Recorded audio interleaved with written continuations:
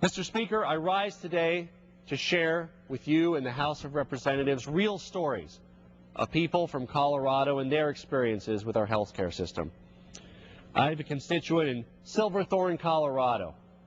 He asked that his name not be used, and he shared with me that his health insurance premiums between 2007 and 2008 went up from $900 a month to $1,500 a month. Both he and his wife are healthy. They rarely use insurance. But his wife just turned 60, so United Healthcare said that was the primary reason for the increase.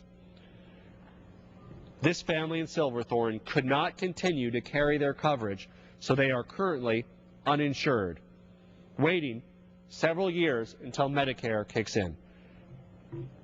While he was covered, he decided he needed a full physical. He hadn't had one in 5 years. His policy provided up to one physical a year. He called to make sure it was covered and was told it was. He was asked, are you sure it's covered? Are you sure it's covered? They said, don't worry, it's covered. Go get your physical. Then, like a lot of what happens with Americans dealing with insurance companies, bait and switch, sure enough, they got billed for most of the cost, about $550 for a physical. The insurance company only paid $120.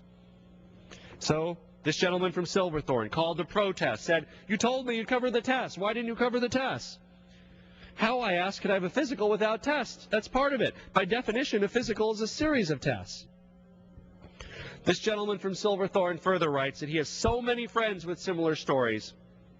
He hopes that he never has to sign up with an insurance company again.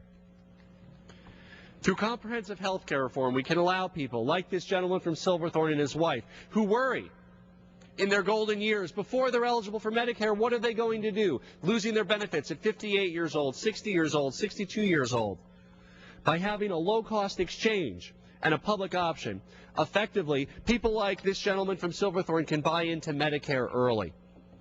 That's one of the proposals of the public option, the version of the public option that's in the bill, passed out of the Education and Labor Committee and the Ways and Means Committee, is essentially a program with a provider network very similar to Medicare, allows gentlemen like this person from Silverthorne, Colorado, my congressional district, to buy into Medicare a few years early at a low cost and be able to avoid going without health care during a time in his life that is a critical time to have health care.